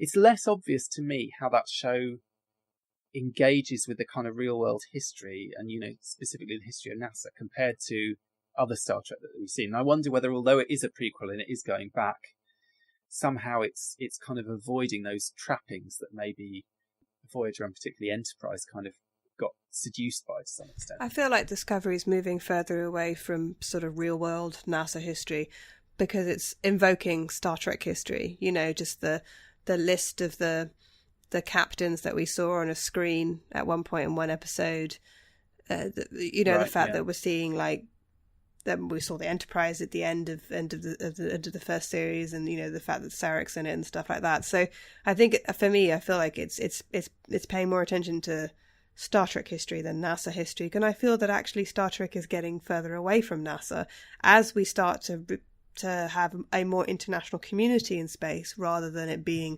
these two superpowers in a space race with each other. I'm talking about Russia and America, of course. As we start to get further and further away from the idea of one nation dominating space or the idea of conflict amongst nations up in space, and we start to get closer and closer to the idea of international cooperation away from the planet, then I think we're starting to get into perhaps maybe a less NASA dominated awareness of space travel. We're starting to get perhaps maybe into more of a discovery type of science fiction, where you have lots of different nationalities on space missions, and I think like what we were saying, about having people in space who aren't necessarily scientists, harking back to McCullough, NASA for years, and this is one of the strange things, has never really tried, that we know of, publicly investigate human relationships in space. But there is this idea that if you're going to send people to Mars, it's going to be a long, long trip. The best thing to do would be to send a couple. Send two people who are in a relationship, or two people who would be in close contact with each other, who can rely on each other and would work well together. And in the first few early days of NASA, there was no indication that the people that they sent up there were really going to work well together. It was basically a collection of individuals who had the skills, I suppose, to go into space. But now there's this idea of, who's going to work well with others, and who with the combinations of people that are going to work together. And I suppose they have to work well with each other, but if they're forced into that situation. But now, you can go on YouTube, and NASA has a massive presence on YouTube, in terms of lots and lots of videos, and they have videos of astronauts doing a whole load of things that we sort of saw in Discovery. Having pizza night, or in Discovery they have this party, don't they, on one of the decks. There's scenes of people running in the corridors, getting exercise. I mean, you do see this in Next Generation as well, and other series, but it's especially emphasized in Discovery. There's, I would say, maybe not explicit, but there's some, sort of sex scenes, I suppose. And there is this idea that people are starting to question, you're going to send up both men and women into space. Are people going to have sex in space? And it's something that NASA has never really wanted to explore, or has been quite prudish about. But there really should be some sort of I would say probably some sort of investigation or work into this, because if it's quite possible it will happen. Do you know what I mean? So, Yeah. you know, and point, especially when it comes to women, it comes to contraceptive, you have to think like, how are women going to prevent themselves from getting pregnant in places where it may not be healthy or safe to have a baby. So, like, I guess in a way, Discovery for me feels much more about, it is obviously the storyline, it's during wartime, but it feels much more to me about a much more international community. It feels much more updated idea of what being in space might be like, with people doing all sorts of different things. Well, the other day when I was talking to Justin and Amy, who were on Earl Grey, about the episode Schisms, which is a Next Generation episode, one of the things that we noticed is there was a bunch of civilians in that episode. And I questioned, I said, why would there be civilians on a Starfleet vessel? And Justin said, well, you know, sometimes you might have civilian contractors, you might have a scientist who's a civilian. So Star Trek has seen this. They've seen the civilian in space. And I think it's only a matter of time before they do.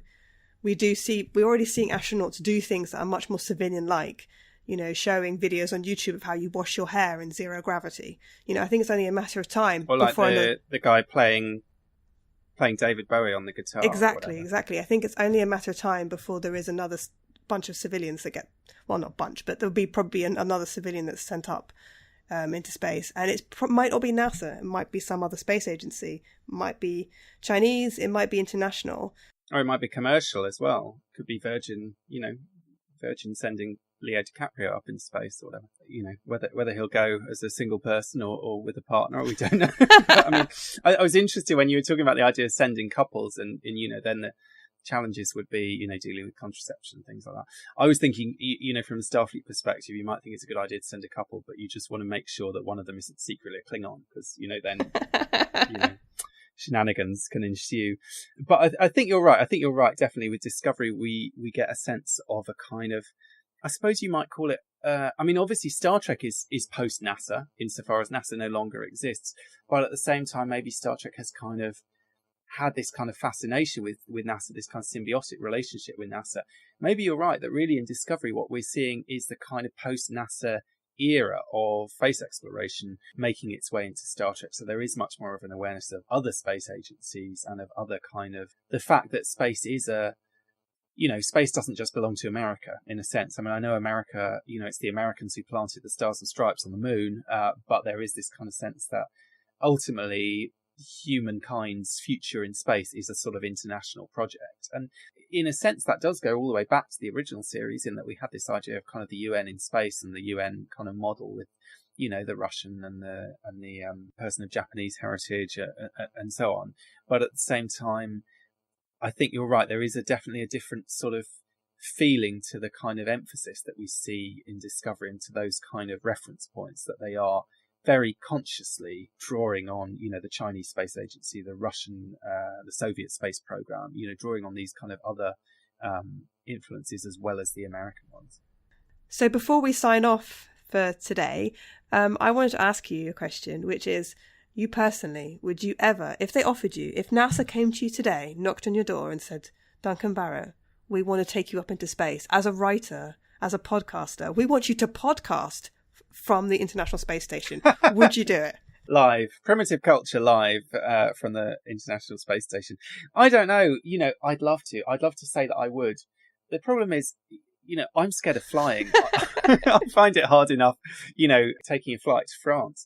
I mean, on the other hand, so was Zefram Cochrane, and he managed it. So I suppose, you know, maybe if the temptation is exciting enough, then maybe you just kind of have to conquer those fears and go with it. But, you know, I'd like to think that I'd say yes, but it would definitely be a difficult decision. What about you, Clara? I think if someone gave me the opportunity to go into space, I think I would. But I think for me, the thing that I'd probably like the most is going up, doing a quick orbit of the Earth and coming back down again. I don't think I need to go to the space station. I certainly don't need to set foot on the moon. You know, I'm fine just going up, seeing the Earth from space and coming back down again. And I think I would probably be sick on the way up or sick on the way down, just because I get car sick. I can see myself. And so it would probably be a humiliating experience, but a beautiful one as well, because I'd see the Earth from space. Well, the weird thing is on aeroplanes, they always used to have those sit bags, didn't they? And I think they still do have them on aeroplanes, but you never see anyone using them. And I've always wondered, why is that? Is it that, the turbulence is, like, the design of planes has got so that these things don't affect people as much, so they aren't throwing up the whole time? Or is it just that we've sort of got used to the idea of air travel? But I mean, I think you're right. That's going to be a phenomenon. I mean, I was thinking, if that's all you want, maybe in a few years' time, if you've got the money for it, Richard Branson will fly you up there. But whether or not you and Leonardo DiCaprio will be, throwing up into each other's laps or not, on the way up or down, that's a mental image. Remains to be seen. But anyway, I mean, it's been fun talking about NASA today and the relationship between NASA and Star Trek. But that's not the only thing we've been talking about on Trek FM this week. So here's a listen to some of the other things that you may have missed elsewhere on the network. Previously on Trek.fm. To the journey! You really did reorient my thinking about the mess hall. Now I need to rewatch every scene with the mess hall and try to visualize Neelix's kitchen as the captain's dining room. I just assumed that when she said, "This used to be my private dining room," that she meant the whole mess hall, like the entire room that they're in. That would be gigantic. How have I watched Voyager for what is now 23 years and not realized this? The 602 Club. He can be soft and caring and then suddenly be funny and sarcastic, but he's, it's sort of that scene where he's with his therapist in the car and she's supposed to be evaluating him and he's saying, she goes, I love this just as much as the next girl, and then she said something like, "Who's that girl?" "Oh, the next girl." The next girl. The one who clearly is better than you. The Edge, a Star Trek Discovery podcast. Admiral Cornwall, let's discuss this more and, take off your comm badge. Who would do that to an admiral? And so it's how did he have that, knowledge? Warp 5. Good thing they had those peaches at the start of the episode. Good thing he convinced her to bite it. The moral of the story is always eat your peaches. Mm-hmm. Yes. Chekhov's gun. Telling you. Chekhov's peach. And that's what else is happening on Trek.fm. Check out all these shows and join the conversation about your favourite corner of the Star Trek universe and beyond. You'll find us wherever you get your podcasts. If you're an Apple user, be sure to hit the subscribe button in Apple Podcasts on iPhone, iPad or Apple TV, or the desktop iTunes app to get the latest episodes as soon as they're published. And please leave us a star rating and a written review. If you're not an Apple user, we've got you covered as well. You can find our shows on Google Play Music, Stitcher, TuneIn, Spreaker, SoundCloud, Windows Phone, and in most third-party apps. And you can stream and download the MP3 file from our website or grab the RSS link. We'd love to hear your thoughts on today's show, and there are many ways for you to do that. The best place is to join the larger conversation at the Babel Conference, our listeners group on Facebook. Just type in Babel, that's B-A-B-E-L, into the search field on Facebook and it should come right up. If you'd like to send us an email, you can use the form on our website at trek.fm/contact. Choose to send to a show and select Primitive Culture. That will come right to us. You can also find the network on Twitter at TrekFM and on Facebook at facebook.com/TrekFM. We are Primitive Culture and we are your hosts. My name is Clara Cook and you can find me on Twitter at ClaraJeanMC. My co-host is Duncan Barrett and you can find Duncan on Twitter at Barrett's Books. If you'd like to help us keep all our shows coming to you each week, you can become a patron of the network on Patreon. Visit patreon.com/TrekFM. That's patreon.com/TrekFM to get all the details. Perks include early access to episodes, exclusive content, producer credits, and more, available through our special patrons website, Patron Zone. It requires a great deal of money to produce, host, and distribute these shows each month. We really appreciate any support you can give us, and hope you'll join the team. Again, you'll find all the details at patreon.com/TrekFM. Now I'd like to express a big thank you to our executive producer, Amy Nelson. You can find Amy Nelson on the Earl Grey podcast on Trek FM. So thank you everyone for listening to this episode of Primitive Culture, a Trek FM podcast about our history, our culture, and how Star Trek relates to it. You're blended all right.